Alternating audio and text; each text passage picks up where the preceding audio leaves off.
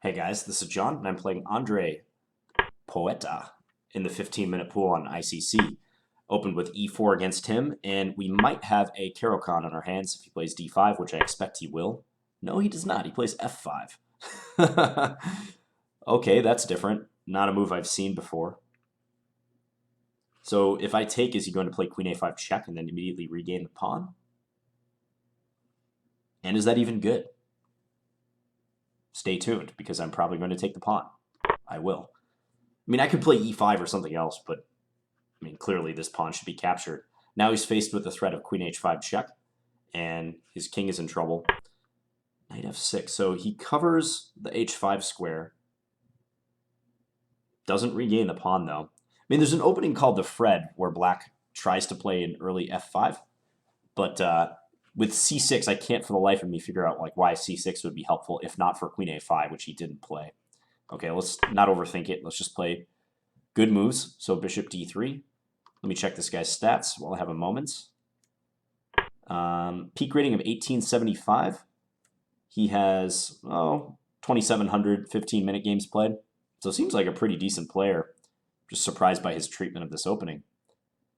So d5, now he plays this move. My pawn is not in any danger. So maybe knight f3 and plunk the knight on e5. I could also play something more aggressive like g4 and try to go g5, but I think that could be an overreaction right now, so let's just do this. The knight on e5 will be well placed. Let's say he has a knight on d7. If I put my knight on e5 and he takes it ever, I take with the pawn, and this knight will have to move. Maybe queen h5 becomes a possibility once again. I mean, if knight bd7, I could just play knight e5 right away if I wanted. He's probably going to try to bring his knight through c7. He's maybe taking a detour and threatening to go through b4 and eliminate my bishop. Do I really have to take time to play a move like c3 now? I don't know. I might want to, simply because I don't think his knight is particularly well placed on c7. Let's say I were to castle and he plays knight b4. He could maybe take and then go knight e4 after that. Even that looks highly suspicious, but it is possible. I mean, if I just play c3, he goes knight c7, I castled. How is he going to complete his development? Looks very tough. We'll let him answer that question. He could play knight e4, trying to block my bishop's defensive f5, but at the very least I can play g4 and prop up that pawn. I could probably also take favorably. Okay, so we'll just play fast.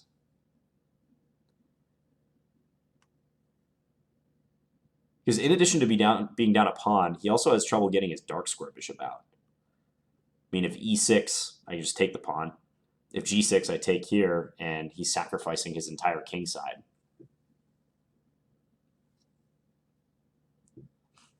So, who knows? This wasn't a very well thought out gambit by black. Queen d6. Okay. I'm thinking just rook e1. X-ray his king. It's also tempting to try to get my bishop to f4 quickly. Maybe I'll save that for later. He could be trying to go like rook e1, knight e4. Bishop takes, pawn takes, rook takes, bishop takes f5. I'm still up a pawn in that case, though. It's looking good for me. Let's do it. If knight e4, I could also simply play knight bd2. Maybe I'll do that. Then if bishop takes f5, we take on e4. The pawn is secure. Okay, bishop d7. I'm thinking knight e5 is a good reaction to that move. So that if he were to castle, we could play knight f7. I'd actually be trapping his queen in that case, in addition to forking both rooks. Yeah, knight e5 looks tremendous. Knight g5 is kind of similar, but knight g5 he can try to chase me away with h6. So let's just bring this in.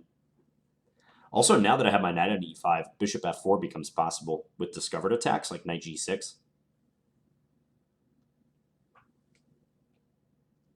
I have a feeling this will be a short game today.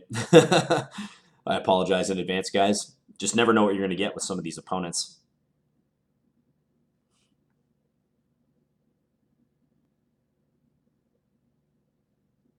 Not that I'm being overconfident, but black's opening has been an absolute disaster. There's no dispute about that.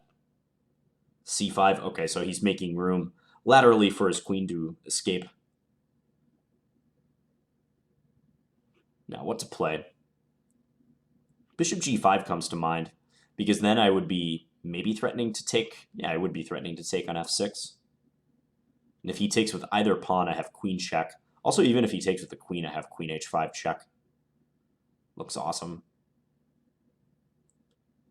I don't have to take if I don't want to. I could take once on c5 and then bishop e3, gain a tempo. But simply bishop g5 looks plenty good. Unless I want to deflect his queen and then argue that bishop g5 is even stronger in that case. I don't know. Let's just play bishop g5 right away. Rapid development. That's the name of the game. We're up the pawn and we have great development too.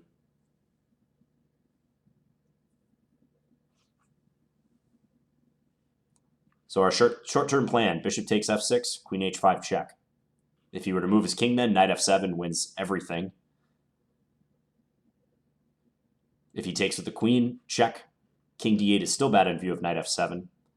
So he'd have to play g6, pawn takes g6. At the very least, we're going up a couple more pawns. One more pawn. Ooh, don't know about that move. So that just encourages me to play this even further. He'd have to take with his queen then, and then check g6. We have our choice of which way to recapture. I think most any recapture is good there. Maybe here I will throw in this capture on c5 move, because this queen has nowhere to go along the 6 rank, so he would have to take back. So d takes c5, queen takes c5, bishop takes f6, and then whichever way he takes back, something bad is going to happen to him. Yeah, that's the cleanest way to do it, I think.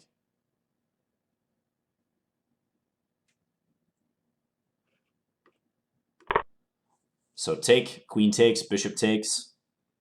If g takes, queen h5 check, king d8, knight f7 check, and we're winning his rook on h8. And he has no follow-up after that.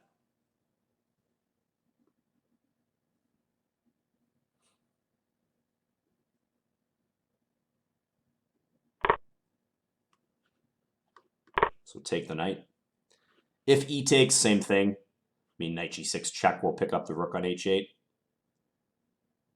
Also, e takes looks pretty insane, opening the king.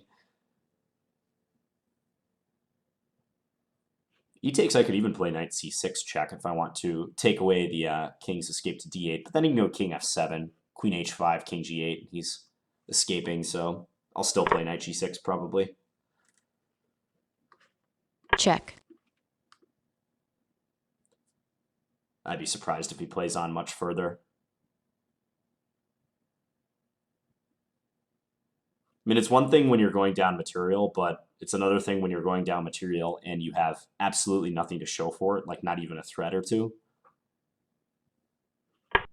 Because normally if you're parting with material and it's not voluntary, then you can try to parlay the time it takes your opponent to win that material into some form of compensation. Like you'll use the 2 or 3 tempi it takes for them to actually go grab and hoover up the material to start setting up threats of your own. But here he can't do that because this coordination is just so bad.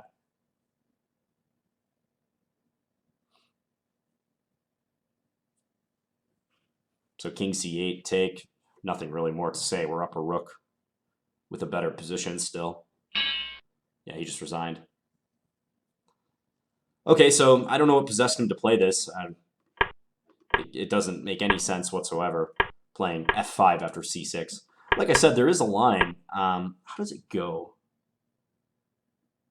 Can't remember exactly how it goes. I think it goes something like knight c6, so the Nimzovich defense, knight c6, and then if d4, now f5? Is that how it goes? There's some line like this, where black plays f5, gives up the pawn, and then tries to regain it with bishop takes f5. And it's actually like not half bad. It's pretty bad, but it's not that bad. His version of this line was way, way terrible. I don't even know how to describe it, but yeah. Here, we just take... I thought he was going to play queen a5 check, and then I do something like knight c3. He takes the pawn. This just looks like a bad version of the Scandinavian, though, for black, because I win so many tempos on his queen. But, yeah, he played knight f6. Let's just start the engine just for kicks. Yeah, the engine thinks black should regain the pawn immediately, but he's going to be way behind in development then. Because c6 can never really make sense unless you're going to play d5 on the next move. Otherwise, you're just taking away like a natural square for your knight. So it has to be connected with d5 for it to be any good, or d6 at the very least. Knight f3, knight a6. I think c3 is all right. It's important not to overthink it too much when your opponent's playing something that is completely foreign to your chess understanding. You don't want to like start questioning everything you know about the game. So I could have just castled and allowed knight b4 as well, but I figured this is a nice bishop on d3. His knight's not going to be that great on c7, so let's just play c3, restrict his knight from jumping into b4. Castle, queen d6. Yeah, rook e1, and you can see it's already just winning for white. There's no other way to say it. I'm not even going to sugarcoat it and say like almost winning for white. This is just winning for white if I play it properly. He's already done so much damage to his position, it's unrecoverable, even though it's one pawn. Because it's a bad pawn to lose, too. And the f-pawn is the one pawn you don't really want to have to compromise at the beginning of the game, because your king often suffers. And here, because he's pushed that pawn and he's also played d5, he has this massive weakness on e5 and also e6. And the queen side, too, because it leads right towards his king. And knight e5 is a good way to pinpoint that, jump into the center. Now he's prevented from castling queenside because of this. Just winning his queen. So he played c5. I played bishop g5. Yeah, taking is also good. I think same idea. But this bishop g5 idea is the most efficient way to pinpoint and execute our winning game. So he went h6 now. That just loses right away. But what other advice can we give him? Let's say c4, bishop c2, rook g8. I'm just looking at the computer's top recommendations. It's probably possible for him to do something like this where, let's say after take, queen takes, queen h5 check, g6, he can somehow give up another pawn with hopes of making it messy. And even this is not much compensation, but at least he's not losing massive amounts of material right off the bat. So instead, though, he just played h6, which only helped me.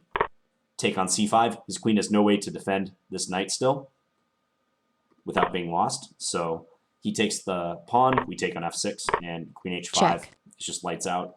Check. Yeah, picking up the rook.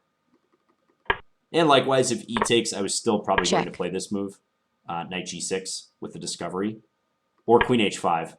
I guess I could. This was the move I still could play, queen h5. And same thing, king d8 and knight f7. Check.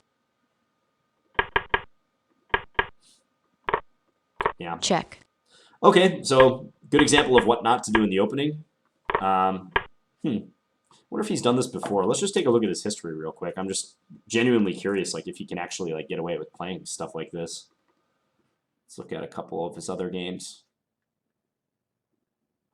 Well, here's the game he played a normal Caro-Kann in. Okay, nothing special there. I'm looking at the ECO code. This was B12, so if we see any other B12s, I don't see any. I see some B13s, which is normal Caro-Kann. Yeah, that's really strange. I don't know if he like slipped or something. Well, here's a B12. What's up with this one? Okay, so B12 is actually just a catch-all for various Caro-Kann lines. Probably advanced variation, actually. It's a mystery. It's a mystery, folks. Maybe he got confused and pushed the wrong pawn. Who knows? All right, well, I hope you guys enjoyed this game. I'll be back tomorrow with another standard game. Thanks for watching, guys. Bye.